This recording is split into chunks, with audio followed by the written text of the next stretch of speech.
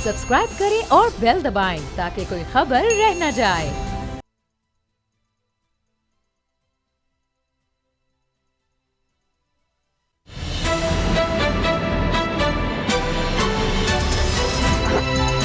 अब पता चला।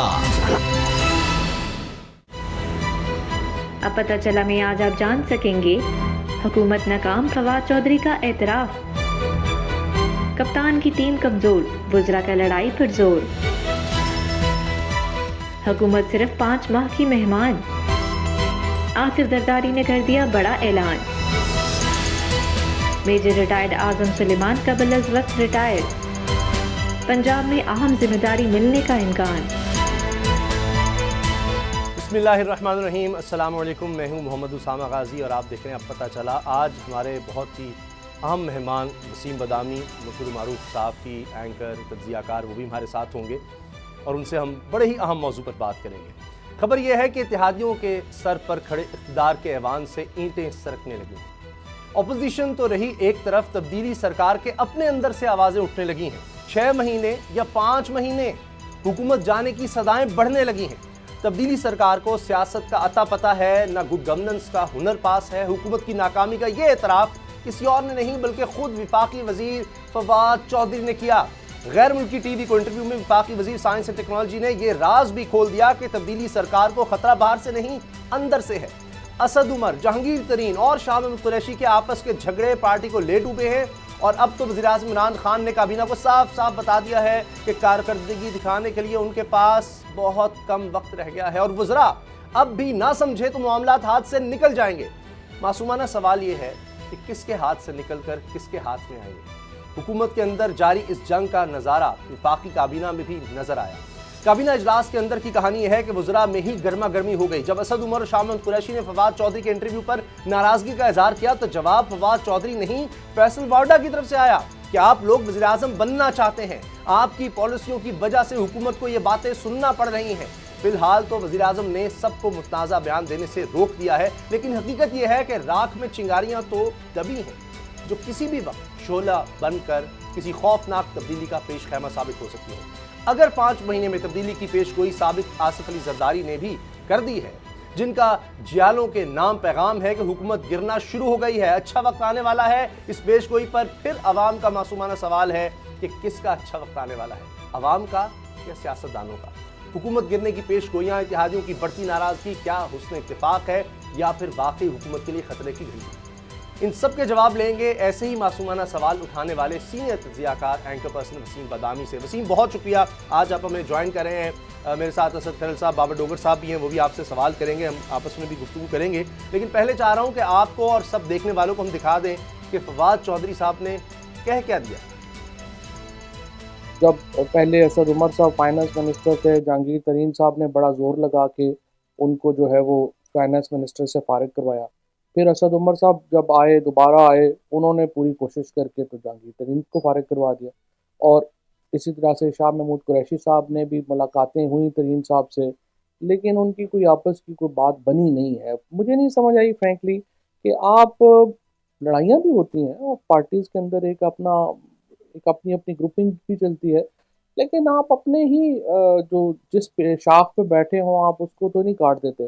तो मुझे लगता है कि हमारी जो इंटरनल फाइटिंग थी बिटवीन दीज 3-4 टॉप लीडर्स, उसने ना सिर्फ पार्टी को बड़ा नुकसान पहुंचाया बल्कि इसके नतीजे में पूरी पॉलिटिकल क्लास आउट हो गई और उनकी जगह जो है वो ब्यूरोक्रेट्स ने ले ली। और प्राइम मिनिस्टर साहब का जो एक विजन था या जो जिस तरीके से इम्प्लीमेंटेशन होनी चाहिए थी वो हुई ही नहीं। जी, इस बारे में हम वसीम बदामी से बात करेंगे। बाबर डोगर साहब, क्या लग रहा है आपको, ये वाकई बात कर रहे हैं फवाद चौधरी साहब, ये खबरें तो आपके पास भी ये थी, लेकिन अब तो उन्होंने यह है कि खुद से कोई बयान कर दे झगड़ों की और इससे लग रहा है ये भी खुश नहीं है, सारे ही खुश नहीं। उसामा साहब, जो आज की कैबिनेट मीटिंग है ना, उसने तो आज सब कुछ खोल के सामने रख दिया। फवाद चौधरी साहब जब मीटिंग स्टार्ट हुई तो असद उमर साहब जो हैं उन्होंने गिला किया कि जी इस तरह की स्टेटमेंट्स मिनिस्टर दे रहे हैं। उसमें इमरान खान साहब ने बड़े नरम तरीके से फवाद चौधरी से कहा कि आप बड़े ज़हीन हैं, समझदार हैं, तो हम आपसे इस तरह की स्टेटमेंट्स एक्सपेक्ट नहीं करते, तो अवॉइड करें। फवाद चौधरी साहब ने कहा जी असद उमर के हवाले से जो भी मैंने कहा है मैं उस पर कायम हूँ, बिल्कुल मैं एक लफ्ज़ पे कायम हूँ, बिल्कुल इसी तरह है। उसके बाद फैसल बाउडा जो थे वो उनके साथ बैठे हुए थे, उन्होंने माइक अपनी तरफ कर लिया। उन्होंने कहा कि इमरान खान साहब आपके ख़िलाफ़ जो भी साजिशें हो रही हैं हम उनको कामयाब नहीं होने देंगे। अच्छा, मसला ये है कि मिनिस्टर्स आज की कैबिनेट की मीटिंग में ये कह रहे हैं कि इमरान खान के खिलाफ बाहर से कोई साजिश नहीं कर रहा, पार्टी के अंदर से साजिश हो रही है, ये अपने मिनिस्टर साजिश कर रहे हैं। तो असल अलार्मिंग चीज़ तो ये है। ठीक है। अच्छा वसीम हमारे साथ हैं। वसीम, आज मासूमाना सवाल हमारे भी होंगे। ये बताएं कि ये इतने ही मासूम हैं फवाद चौधरी साहब, उनको नहीं पता कि इस तरह की बात से इतना बड़ा भौचाल आ सकता है। असद उमर के खिलाफ अगर वो बात कर रहे हैं, साथ कहते हैं जी मुशीर जो लगे हुए हैं इलेक्टेड लोग नहीं हैं, तो असद उमर तो इलेक्शन लड़के रहे हैं। क्या वो डिप्टी प्राइम मिनिस्टर उनको कहा जा रहा है, इससे जेलसी है? क्या वजह है? क्या बाकी हुकूमत इतनी नाकाम हो गई है, इतने अंदर से खोखले हैं काबीना में मेंबर्स, इतनी लड़ाइयाँ हैं अंदर?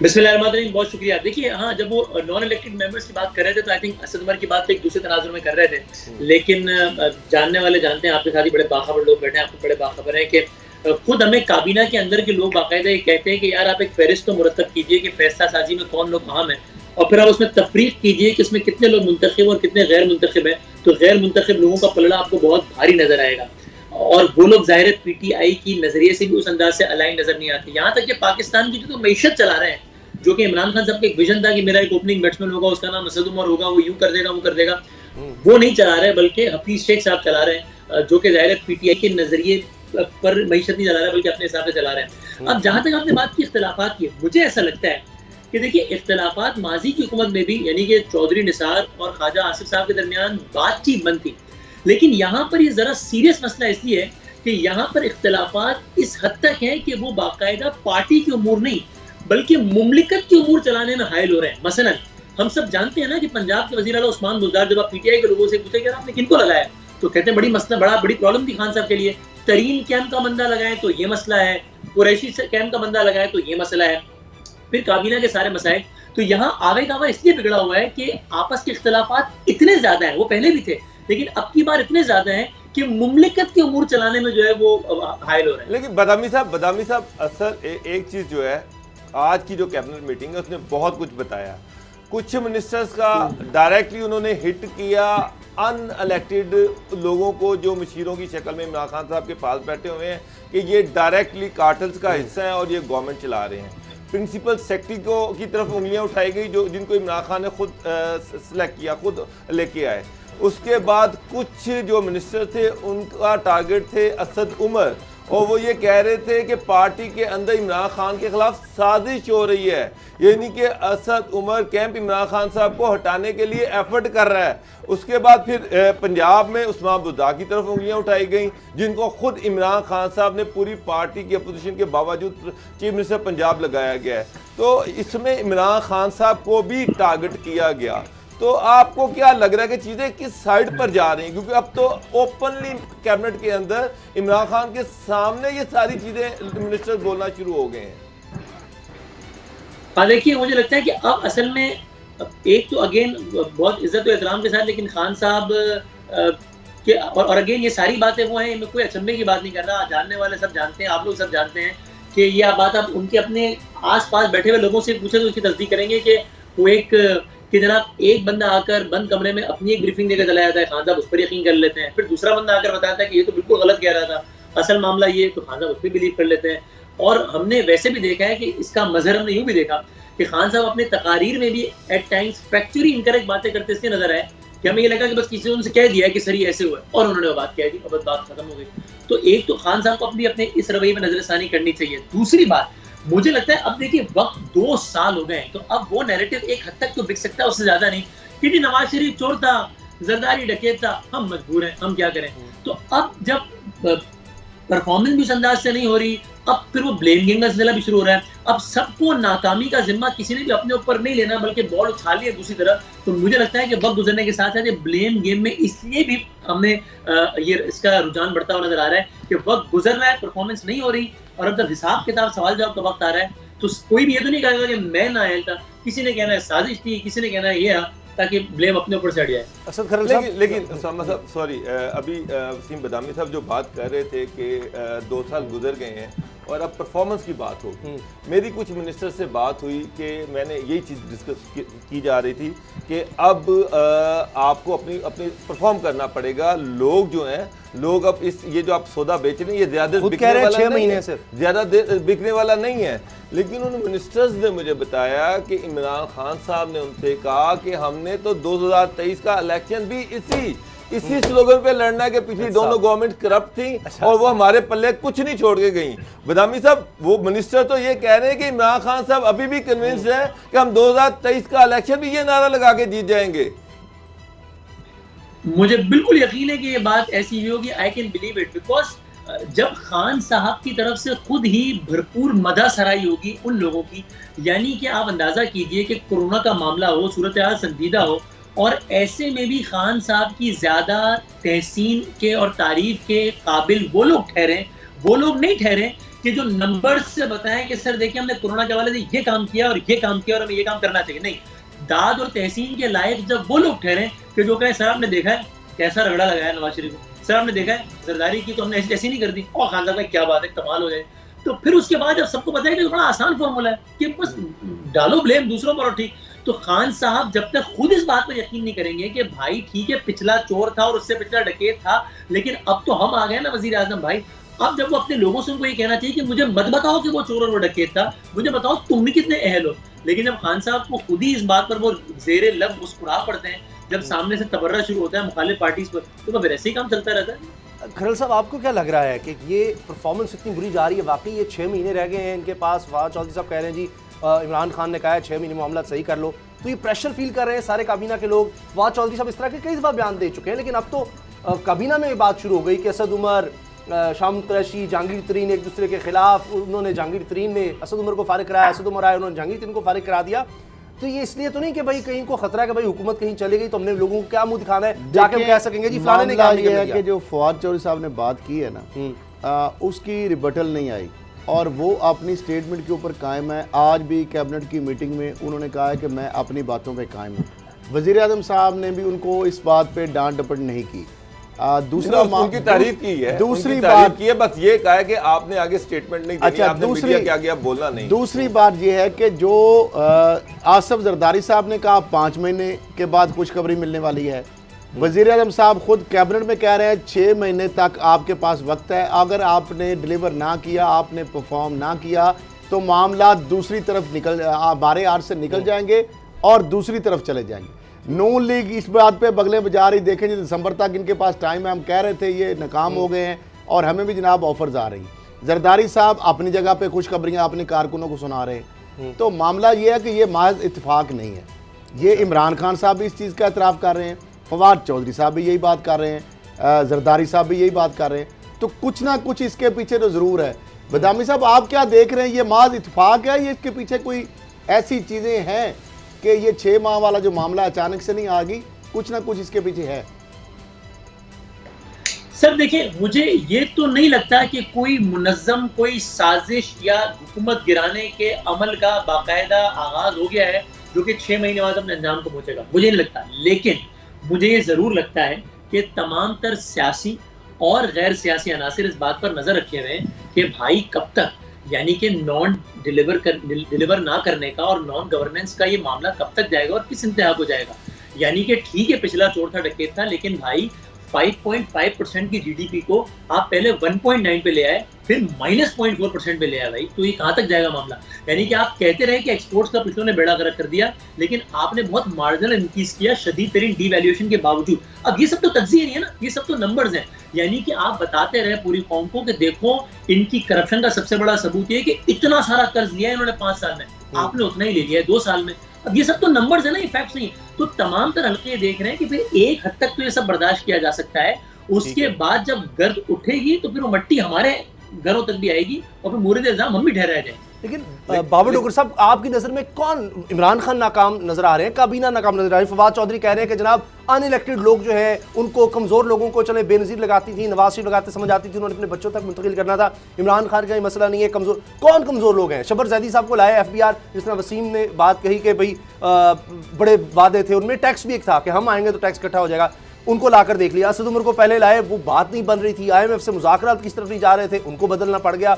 जहांगीर तरीन अपनी जगह कहते हैं मामला। क्या करे इमरान खान, करे क्या, किसको निकाल दे, किनको ले आए, कौन से ऐसे लोग ले आए कि सब कुछ ठीक कर दें? सामा साहब, उसमें सबसे पहले आप देखें अलाइड, दोनों जो इनके अलाइज हैं, काफ लीग नाराज, मैंगल साहब शदीद नाराज। सर वो तो छोड़ गए, वो अभी छोड़ा नहीं है, लेकिन वो शदीद नाराज है, वार्निंग उन्होंने दे दी। उसके बाद अगली पार्टी अपनी, आज पार्टी के अंदर भी रिफ्ट सामने आ गई। जो मिनिस्टर्स हैं वो ये कह रहे हैं कि मिनिस्टर्स के पास कोई पावर नहीं है, बेवकूफ़ हैं, और सारी जो गवर्नमेंट को चलाया जा रहा है प्रिंसिपल सेक्रेटरी चला रहे हैं, या वो जो मशीर हैं जैसे हफीज़ शेख साहब हैं, या फिर रज़ाक दाऊद साहब हैं, या नदीम बाबर साहब हैं, और वो चला रहे हैं। फिर अपोजिशन ये इल्ज़ामात लगा रही कि ये लोग असल में कार्टेल का हिस्सा हैं। आप कहते हैं पेट्रोल की कीमत कम करें, पेट्रोल मिलता कोई नहीं है। चीनी पे आप कमीशन बनाते हैं, उसके बाद आप एक और फ्रांसिक ऑडिट करवाते हैं, उसके बाद कैबिनेट कहती है 85 से ऑडिट कराओ, लेकिन चीनी फिर 85 रुपए की मिल रही है। प्राइम मिनिस्टर साहब हर 15 दिन के बाद कहते हैं कि चीज़ों की कीमतें कम करो, लेकिन पूरी एडमिनिस्ट्रेशन जो है वो 1 रुपया किसी चीज़ की कीमत कम नहीं कर सकती। तो जो लग रहा है कि खान साहब की जो गवर्नमेंट पे गिरफ्त है ना, वो आहिस्ता आहिस्ता वीक होती जा रही है। आज जो कैबिनेट का इजलास था उसमें बड़ा क्लियर रिफ्लेक्शन था कि खान साहब बेबस नजर आ रहे हैं मिनिस्टर्स के सामने, और मिनिस्टर उनसे जवाबदेही ले रहे हैं कि सर ये अनइलेक्टेड लोग क्यों गवर्नमेंट चला रहे हैं। एक बड़ा बुनियादी सवाल है कि फवाद चौधरी साहब ने, चूंकि वो बड़े तेज आदमी हैं, ऐसी नहीं उन्होंने सोच समझ कर ये बात कही है, क्योंकि वो वज़ीर इत्तलात भी रह चुके हैं, और वो कहते हैं मुझे वज़ीर इत्तलात कोई नहीं, वो दूसरों को डिफेंड करना पड़ता था, तो मैं तो चाह रहा था कि मैं सिर्फ एक MNA रहता, लेकिन जुल्फी बुखारी साहब ने कहा कि जी ये इनमें से कोई वज़ारत चुन लो, मैंने साइंस एंड टेक्नोलॉजी ले ली। क्यों कहा ये उन्होंने मीडिया में आकर, कि जिस पर आज सब लोग बात कर रहे हैं? ये बात समझ आ रही थी कि एक तो बाहर से प्रेशर गवर्नमेंट पर, परफॉर्मेंस नहीं हो रही, गवर्नेंस नहीं है, कोरोना है, अंदर से आपने क्यों इस तरह की बात कह दी मीडिया में, और आकर ये बात और कमज़ोर कर दिया अपनी हुकूमत को, इमरान खान के लिए एक और मसला खड़ा कर दिया? क्यों किया? और उसके बाद तो ये भी चीज़ एक सामने आ गई कि वो जो इकोनॉमी की जो हालत थी, अब तो ये कागज सामने आ गई कि वो कोरोना से पहले ही बेड़ा गर्क हो चुका था, वो तो उससे पहले ही तबाह हो चुकी थी। क्यों फवाद चौधरी ऐसा कर रहे हैं? बिल्कुल ऐसे ही। खाली एक 10 सेकंड का एक नुकता ऐड कर दूं, जो कोरोना से पहले वाली बात की, भाई खान साहब कहते थे कि लोग अभी टैक्स इसलिए नहीं दे रहे हैं कि ये चोर बैठे हैं, हम ईमानदार होंगे, हम आएंगे तो 8,000 अरब रुपया टैक्स कलेक्ट करेंगे। पिछले माली साल में, जब कोरोना का वजूद ही नहीं था, पिछला माली साल पाकिस्तान की हालिया तारीख का पहला ऐसा माली साल था कि जब पूरे माली साल में कलेक्ट किया गया टैक्स, उससे पिछले माली साल में जब नवाज शरीफ की हुकूमत थी उससे भी कम था। अब इसका क्या जवाब है? इसका जवाब ये नहीं हो सकता कि नवाज शरीफ चोर और जरदारी डकैती। एक बात। दूसरा, आपका सवाल फवाद चौधरी साहब, मैं फवाद चौधरी साहब की भी आउटरीच को किसी कॉन्स्पिरेसी का हिस्सा नहीं देखता, लेकिन उनकी डिसअपॉइंटमेंट का हिस्सा जरूर देखता हूं। फवाद साहब बहुत डिसअपॉइंटेड है, और फवाद साहब खास तौर पे पंजाब और KPK में जो 2 लोग गवर्नमेंट्स रन कर रहे हैं, उस हवाले से इमरान खान साहब का इंतखाब, यानी कि उस्मान बुज़दार साहब और महमूद खान साहब, उस पर बहुत डिसअपॉइंटेड है। वो ये राय रखते हैं कि खान साहब को ये नहीं करना चाहिए था जो कि उन्होंने किया। क्या किया उनके ख्याल में? कि खान साहब ने ये किया कि जानकर नॉन इनकॉम्पिटेंट लोगों को लगाया 2 सूबों के चीफ एग्जीक्यूटिव के तौर पर, जो कि परवेज खटक साहब की तरह खान साहब को भी कुछ बातों पर मना ना कर दें, बल्कि यस सर मान रहे हैं। खान साहब कन्वीनियंटली फॉरगॉट द फैक्ट कि वो उस वक्त वजीर आजम, उनके पास 100 चीजें और देखने की हैं, उनको इन 2 सूबों में 2 तगड़े लोग लगाने चाहिए। उन्होंने इसका बिल्कुल उलट किया।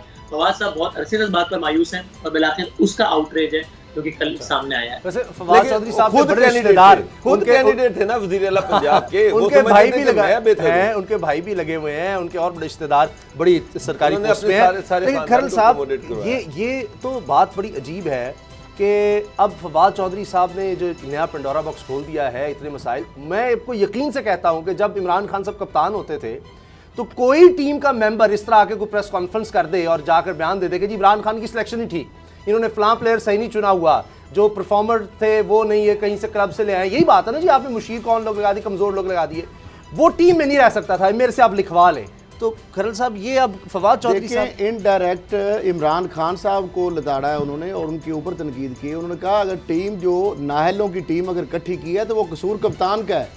उनके जुमले हैं कि जनाब नवाज शरीफ बेनजीर तो ऐसे लोगों को, चलो कमजोर लोगों को लगाते थे, उन्होंने अपने बच्चों को आगे लाना था। इमरान खान की ये मजबूरी नहीं है, वो क्यों ला रहा है ऐसे लोग? सीधी सीधी तनकीद एक वजीर आजम के ऊपर है, उनकी परफॉर्मेंस के ऊपर है, उनकी डिलीवरी के ऊपर है, चॉइस उनकी कॉम्पिटेंस के ऊपर। अच्छा, लेकिन आज खान साहब ने एक चीज़, एक फवाद चौधरी उनके सामने बोले और खुल के बोले और उन्होंने कहा जी कि मैंने जो इंटरव्यू दिया मैं उस पर कायम हूँ, एक एक लफ्ज़ पे कायम हूँ। उसके बाद फैसल वाडा बोले तो खान साहब उनको पकड़ के साथ वाले कमरे में ले गए, उनको बड़े प्यार से समझाया कि उनको ठंडा किया। तो खान साहब जो है वो आज बड़े पुरसकून तरीके से सब कुछ सुनते रहे हैं, क्योंकि वो उनकी तरफ से कोई रिएक्शन नहीं आया। उन्होंने फवाद चौधरी से भी कहा कि आप बड़े ज़हीन हैं, आप हमारी कैबिनेट का अहम हिस्सा हैं, तो लेकिन आपसे रिक्वेस्ट है कि इस तरह की पार्टी के इश्यूज पे खुल के ओपनली बात ना करें। तो ये इस तरह से ये तब्दीली आ गई है वसीम के नवाज शरीफ साहब और जरदारी साहब के बारे में कहा जाता था कि अब भी कि वो सामने रिएक्शन फौरन नहीं देते, पूछते हैं अच्छा जी आप बताओ, डांट डपट बाद में कहीं कर लेंगे। तो इमरान खान साहब के पास भी अब ये तहम्मुल जो पहले उस तरह से नहीं था, शायद वो आ रहा है कि अच्छा लोग लड़ रहे हैं टीम में, इस तरह से हो रहा है तो वो कहते हैं अच्छा बाद में देखते हैं, उनको ठंडा कर रहे हैं। वो खुद भी कहते हैं कि मैं रोज सुबह उठता हूं तो देखता हूं एक नया मसला खड़ा होता है, कोई ना कोई शख्स ऐसा बयान देता है कि मेरे लिए एक मसला खड़ा हो जाता है, लेकिन वो बर्दाश्त करें।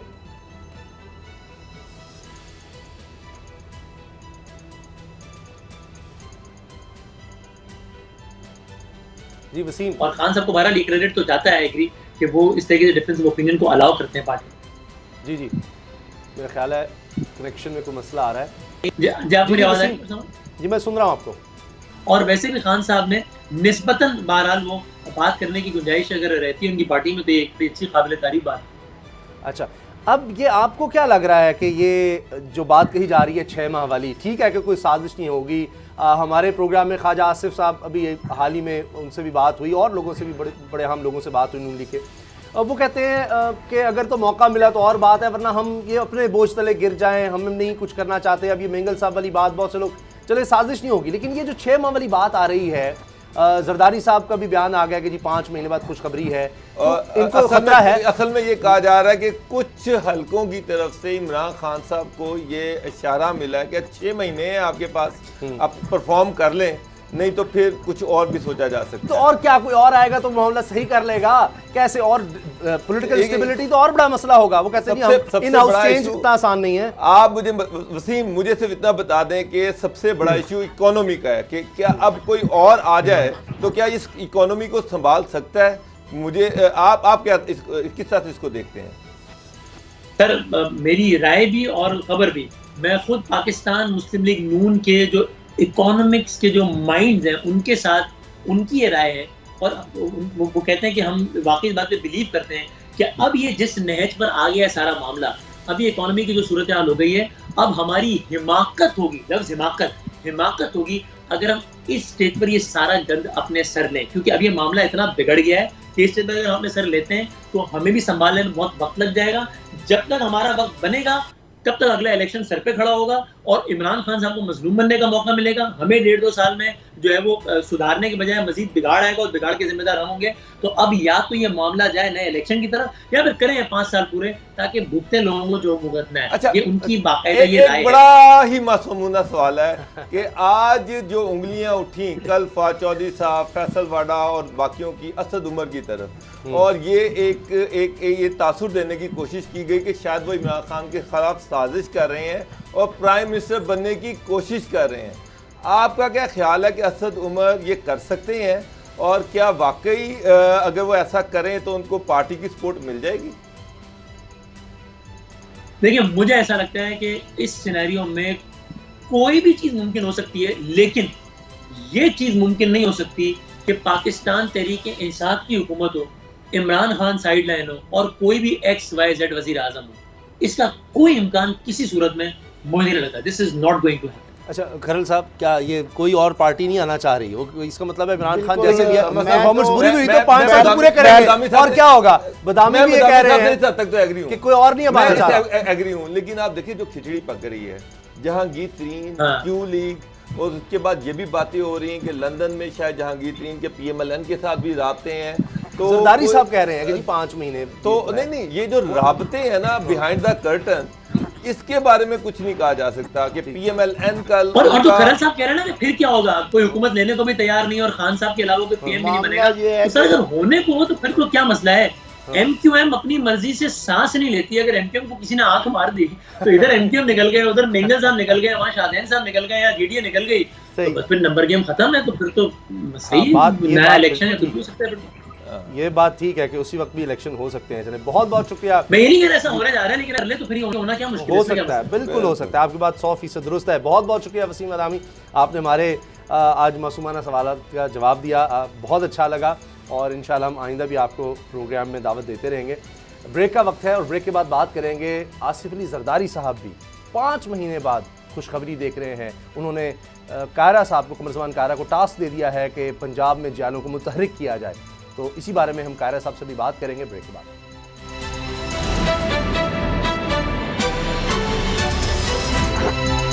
अब पता चला।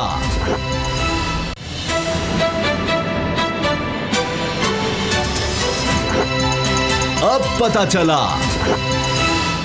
आसिफ अली जरदारी साहब ने बात की है कमर ज़मान कायरा से और जनरल सेक्रेटरी चौधरी मंजूर अहमद साहब से कि पीपल्स पार्टी को मुतहरिक किया जाए पंजाब में। वो कह रहे हैं कि जी 5 महीने बाद खुशखबरी है। 5 महीने बाद क्या वो देख रहे हैं कि हुकूमत जाने वाली है और उसके बाद क्यों एक तरह से उन्होंने अचानक से कह दिया कि पंजाब में पीपल्स पार्टी को अब मुत्तहिद करना है, मुतहरिक करना है।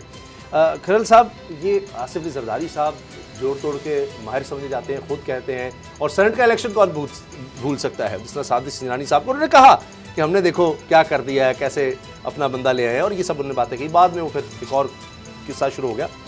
तो ये क्या हुआ ऐसा?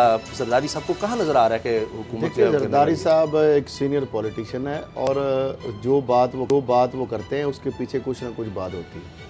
देखिए 6 माह या 5 माह की जो बातें आ रही हैं उसकी वजह ये भी है कि मिड टर्म इलेक्शन की तरफ मामला जा सकता है। अच्छा, इन हाउस चेंज की बात हो सकती है। अच्छा, तो बहुत सारी चीजें। खता कलामी की माफ़ी, कमर ज़मान कायरा से हमारे साथ है। कायरा साहब, क्या बात हुई सदर आसिफ अली जरदारी साहब से आपकी, और क्या उन्होंने कहा है आपसे, और ये 5 माह का क्या किस्सा है? 5 महीने की बड़ी खबर आ रही है कि जरदारी साहब ने कहा जी 5 महीने बाद कोई अच्छी खबर आने वाली है। ये क्या किस्सा है, क्या बात हुई है? बाकी सारी बातें जो हुई है जी वो जिसको हमने बयान कर दी वो आपने भी सुन ली, लेकिन ये 5 महीने का कोई किस्सा तो हमने कभी नहीं कहा। अच्छा, हाँ, उन्होंने कहा कि जल्द अच्छी खबरें आएंगी, इनसे जान छूटेगी, क्योंकि ये हमारा बड़ा कंसिडर्ड ओपिनियन है कि इस गवर्नमेंट का जल्द चले जाना ये बहुत जरूरी अमल है, क्योंकि इन्होंने हर सेक्टर में कौम को ऐसे उलझाव में डाल दिया है और हर आने वाला दिन इस क्राइसिस को गहरा करता जा रहा है। अगर इनसे जान नहीं छूटी तो ये तो कौम को एक अजाब में मुब्तला कर देंगे।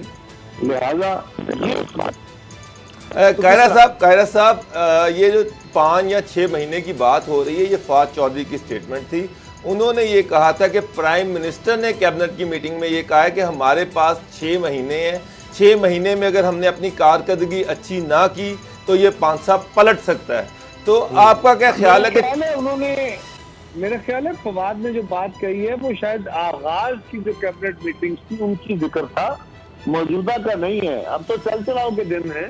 ये शायद उन्होंने आगाज का कहा था कि अगर 6 महीने हमारे पास हैं, अगर 6 महीने में हम सही सिमत इख्तियार न कर सके तो चीजें हमारे हाथ से स्लिप होना शुरू हो जाएंगी।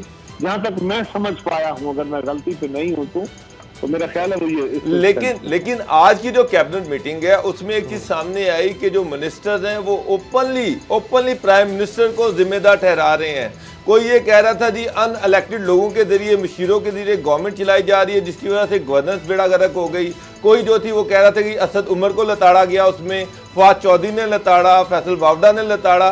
तो ये जो कैबिनेट के अंदर लड़ाइयाँ शुरू हो गई हैं, इसको कायरा साहब आप किस तरह से देखते हैं? आप भी कैबिनेट का हिस्सा रहे हैं। क्या प्राइम मिनिस्टर इतना बेबस होता है कि वो अपने वज़रा उसके कंट्रोल में ही ना हो? ये जिन बात का आप जिक्र फरमा रहे हैं, क्या ये खान साहब के साथी हैं या ये कहीं और से लाए गए हैं? बहुत सारे वज़रा तो वो हैं जो बहुत सारी वजारतों के हिस्से रहे या बहुत सारे लोगों के साथ उनकी नुमाइंदगी करते रहे। लिहाजा वो हम तो कहते थे ना शुरू से ही कि कहीं की ईंट कहीं का रोड़ा, भानुमती का गुम्बा जोड़ा, ये तो कुंबे इसी तरह चलते हैं ना जब ये आप इस तरह बना के चले। लेकिन साहब के साथ इतने ही जिन्होंने चल सकना था। अब जो क्राइसिस बढ़ता जा रहा है, एक बात याद रखिए, जब क्राइसिस उसका नेचुरल इम्पैक्ट ये होता है कि लोग अपनी रिस्पॉन्सिबिलिटी जो छोड़ना शुरू कर देते हैं। सियासी जमातों का कमाल ये होता है कि वो लीडरशिप से इख्तलाफ करते हैं लोग, वहाँ हम भी अपनी लीडरशिप से इख्तलाफ करते हैं, डिफरेंस ऑफ ओपिनियन होता है, लेकिन हम क्योंकि घर की कैफियत, एक फैमिली की कैफियत में होते हैं, हम एक दूसरे का सहारा होते हैं, एक दूसरे की गलती को कवर करते हैं, एक दूसरे को सपोर्ट फराहम करते हैं। मुझसे कोई कोताही हो रही है तो मेरा कोई दूसरा साथी मेरी कोताही को छुपाएगा नहीं, लेकिन मेरी कोताही के नतीजे में होने वाले नुकसान को कवर करने की कोशिश करेगा, मुझे सपोर्ट फराहम करेगा। ये नहीं है। और हुकूमत चलाना और हमारे जैसे मुल्कों में, हमारे जैसे माशरों में ये एक बहुत कार्यदारद है। इसमें ये इंडिविजुअल लेवल पे ये जमात जो है, ये मुख्तलिफ तबा लोग हैं, ये मुख्तलिफ तरीके से आए हुए हैं हुकूमत में, लिहाजा इनके अंदर कोई कोहेजन नहीं है, वर्क नहीं है, जो बड़ा जरूरी फैक्टर है। इनसे इस तरह की बातों का मेरे लिए तो कोई अचंभे की बात नहीं। कायरा साहब, लेकिन लेट हो गया, बहुत पहले हो जाना चाहिए। लेकिन कायरा साहब इतना सिंपल नहीं। आज फैसल वाडा या फवाद वो ये टारगेट कर रहे थे असद उमर को, और ये कहा जा रहा था कि खान साहब आपके खिलाफ साजिश हो रही है और हम किसी साजिश को कामयाब नहीं होने देंगे। तासुर ये दिया जा रहा था कि जैसे असद उमर शायद प्राइम मिनिस्टर बनना चाह रहे हैं और इमरान खान के खिलाफ साजिश कर रहे हैं। अब दूसरी तरफ एक और भी चीज़ नज़र आ रही है, Q league, mangle group, MQM वो हुकूमत से नाराज हैं। मैंगल ग्रुप के आपसे भी राब्ते बढ़ रहे हैं, कुछ बिहाइंड दी कर्टन डेवलपमेंट्स चल रही हैं। तो इन सारी चीज़ों को अगर मिला के देखें तो आप इस किस तरफ जाता देख रहे हैं हुकूमत को? आप कितना मार्जिन दे रहे हैं इस हुकूमत को? ये कब तक जाएगी, या ये 5 साल पूरे करेगी? ये कैबिनेट के अंदर फटे, गवर्नमेंट की कोई गवर्नेंस नहीं है, इत्तेहादी नाराज है, ये सारा सिनेरियो सामने आपके रख दिया। देखिए, गुजारिश ये है, ये सारी बातें जो आप कह रहे हैं ना, ये सुननी चाहिए उनको जो इनको लेके आए। उनको देखना चाहिए कि इनकी जो नालायकियां, इनकी नाकामियां हैं, वो सिर्फ इमरान खान और PTI की नाकामी नहीं होगी, वो इनके गले नहीं पड़ेगा, बल्कि लाने वालों के ऊपर सारा बोझ आएगा। इसका कौम का वजन उनसे आएगा। और जहां तक असद उमर का ताल्लुक है या किसी और का, मेरा नहीं ख्याल कि इमरान खान की मौजूदगी में या इमरान खान साहब को हटा के इमरान खान को चाहिए तो जल्द खत्म हो जाना चाहिए, लेकिन इस असेंबली या इस जमात के अंदर से कोई और वजीर आजम पैदा किया जाए जो इमरान खान को सुपरसीड करके आ जाए, तो ऐसा मुमकिन मेरी नजर में तो नहीं है। हो सकता है ऐसा हो पाए, लेकिन जो जमातों की क़यादतें होती हैं उनको आसानी से चैलेंज नहीं किए जा सकते। और चैलेंज से मुराद ये है कि ये किसी फलसफे की बुनियाद पे नहीं आए, ये किसी सोच और रसूल की बुनियाद पे नहीं आए, ये पार हंगल से, ये बेसिकली पॉपुलिस्ट सोच के तहत आए थे। मियां नवाज शरीफ को आइडेंटिफाई कर दिया तो और बात है, उनको उनके लोगों के दिलों से निकाल सकना या उनकी मौजूदगी में उनकी जमात को वो अपनी जगह पे खड़े होते, क्वालिफाइड होते और उनको उनकी जमात की क़यादत से हटा दिया जाता, ये खासा ही मुश्किल काम था। ये इसी तरह जिस तरह बिलावल साहब को या कायरा साहब एक मसला ये भी है, मुझे नहीं लगता कि नून लीग के लोग ये कहते हैं, हम तक जो इत्तलात हैं वो क्या कहें, ऑफ द रिकॉर्ड जो बात करते हैं कि जी इस माहौल में तो हम भी नहीं आ सकते, इतना बड़ा हुआ है, यही चीज, और इस पर आप क्या इन हाउस चेंज आ सकता है या नए इलेक्शन का यही कायरा साहब? मैं इसको थोड़ा सा आगे बढ़ाता हूँ।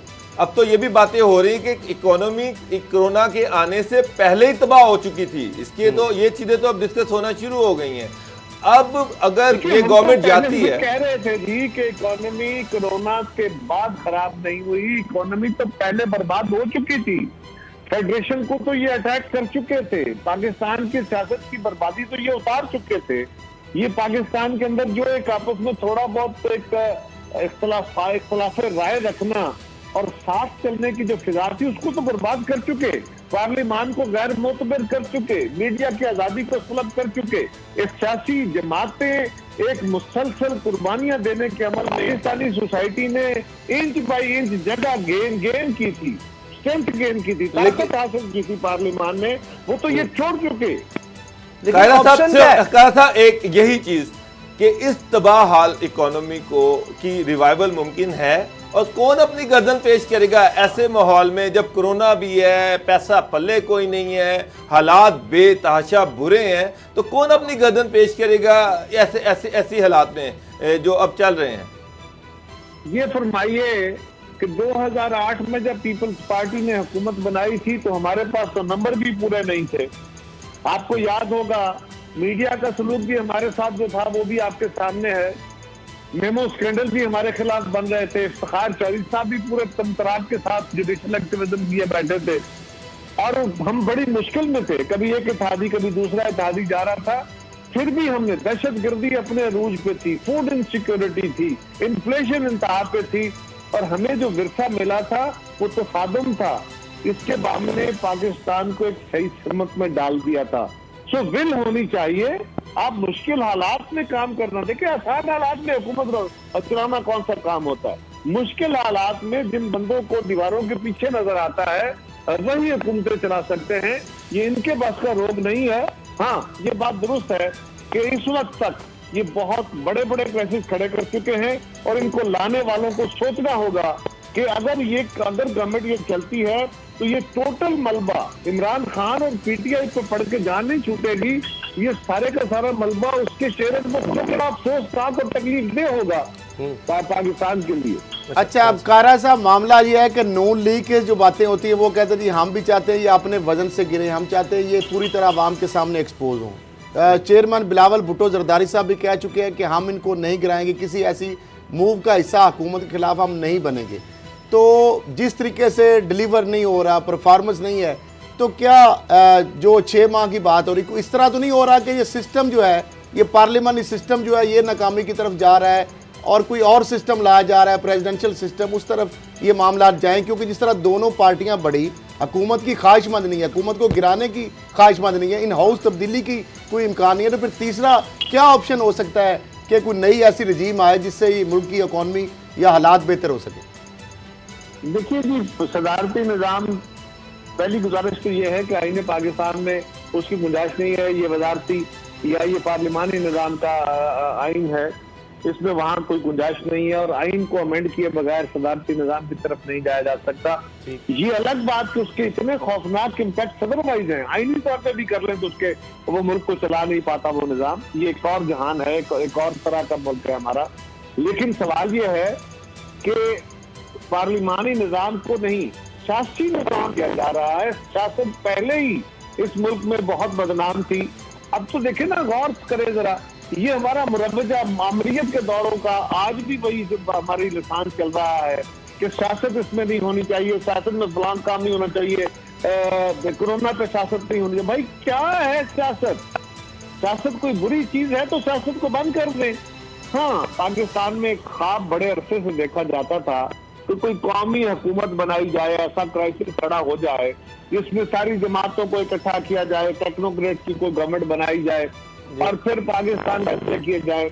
ये ख्वाब, ये ख्याल बड़े अरसे से डिस्कस होता रहा।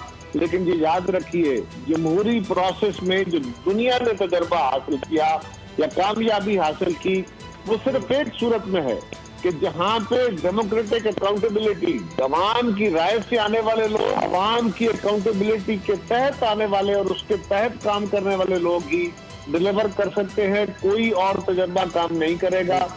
ये बात जमा खातर रखिए। यकीनन ये गवर्नमेंट फेल होती है तो इन हाउस तो नहीं, मैं समझ रहा था, मुझे नहीं नजर आता कि इन हाउस बड़ी तब्दीली हो सके। लेकिन असल मसला ये है कि जो पीछे बैठे लोग हैं, जो पीछे बैठी कुव्वतें हैं, वो सोचें, उनको सोचना होगा। अच्छा, अदरवाइज बहुत बड़े नुकसान हो साहब, एक और चीज़, आपको जो टारगेट दिया गया, जो खबरें आ रही हैं कि जरदारी साहब ने आपसे कहा है कि आप पंजाब में जियालों को एक्टिव करें, मोबिलाइज करें, तो सर आपको पंजाब की पॉलिटिक्स में कोई गैप या वॉइड नज़र आ रहा है जिसका आप बेनिफिट ले सकते हैं?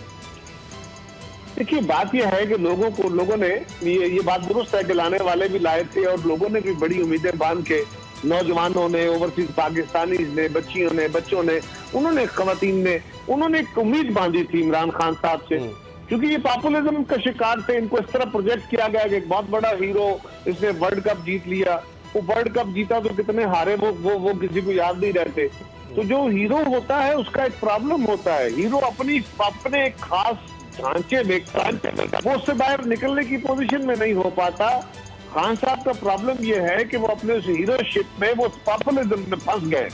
अब उनके पॉपुलिज्म की बुनियाद पे आप उनको ला तो सकते हैं, जब लाए तो फिर खान साहब को समझ आई अच्छा जी इकोनॉमी तो बहुत बुरे हालात में है।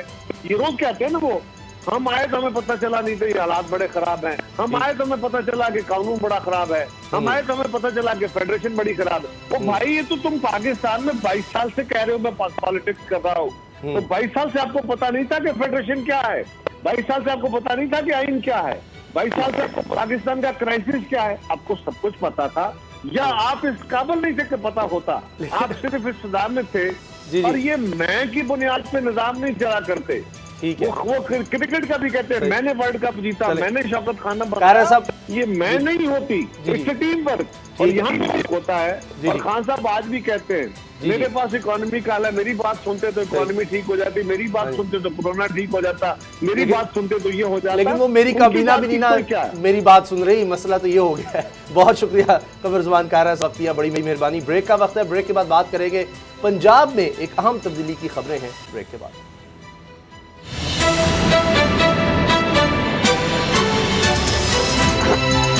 अब पता चला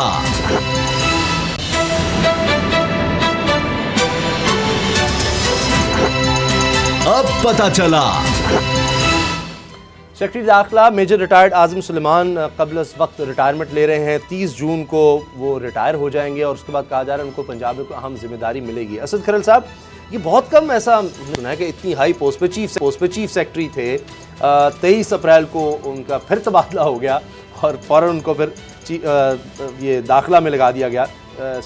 लेकिन अब कबल वक्त रिटायरमेंट बहुत कम सुनने में आता है, क्या होने वाला है? देखिए, इससे पहले भी आपको याद होगा कि DGFIA बशीर मेमन साहब ने कबल वक्त रिटायरमेंट ली, उन्होंने तो और वजह बताया जी मुझे काम नहीं करना। अब मामला ये है कि आजम सुलेमान साहब जो है कुछ माह उनकी रिटायरमेंट कराए गए थे, लेकिन कबल वक्त उन्होंने रिटायरमेंट ली है। अब खबरें ये आ रही हैं कि उनको सूबाई मोर्सब पंजाब लगाया जा रहा है।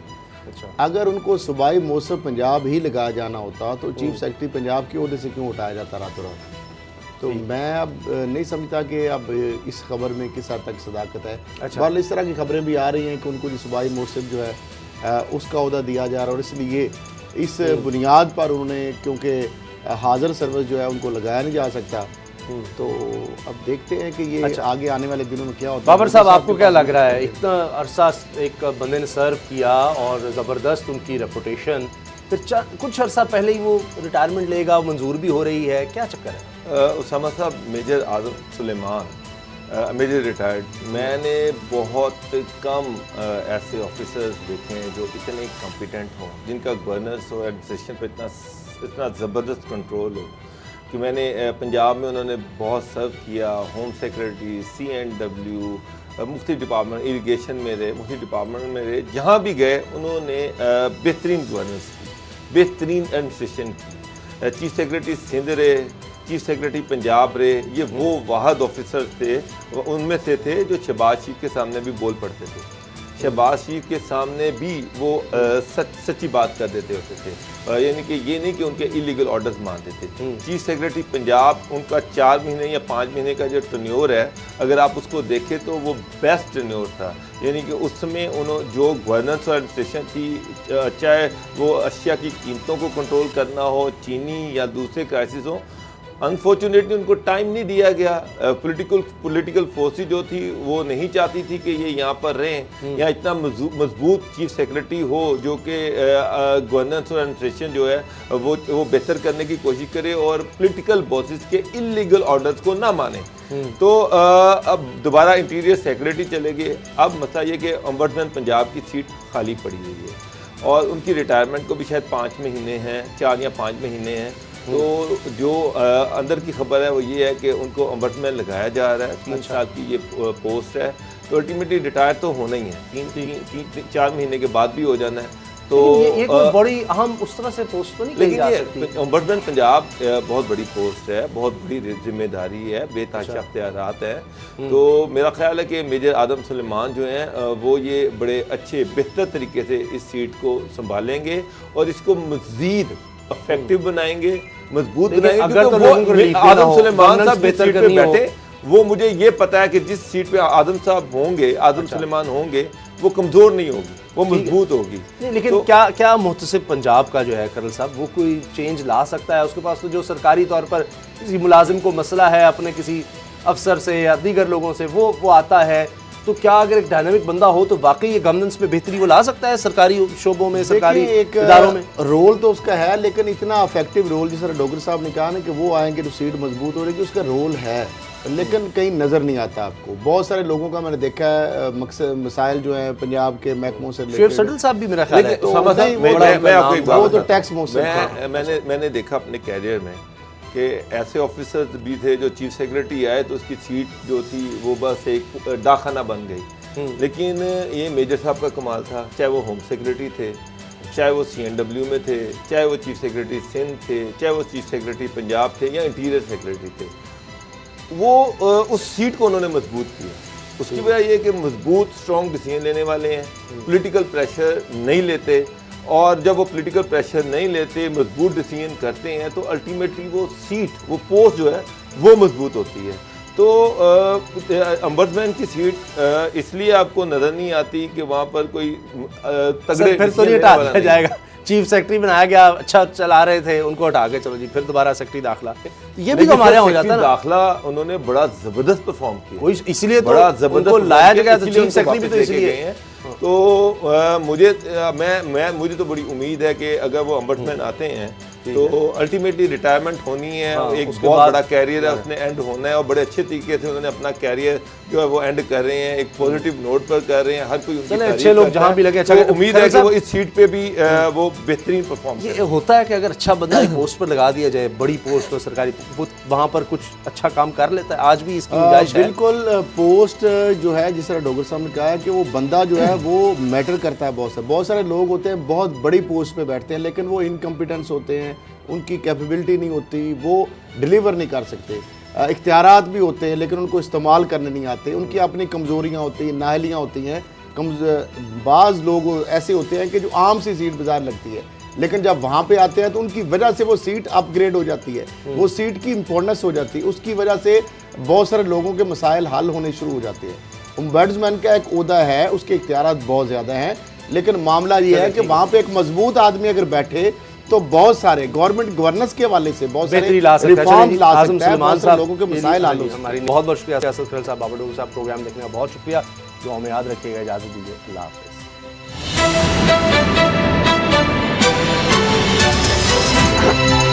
अब पता चला। सब्सक्राइब करें और बेल दबाएं ताकि कोई खबर रह न जाए।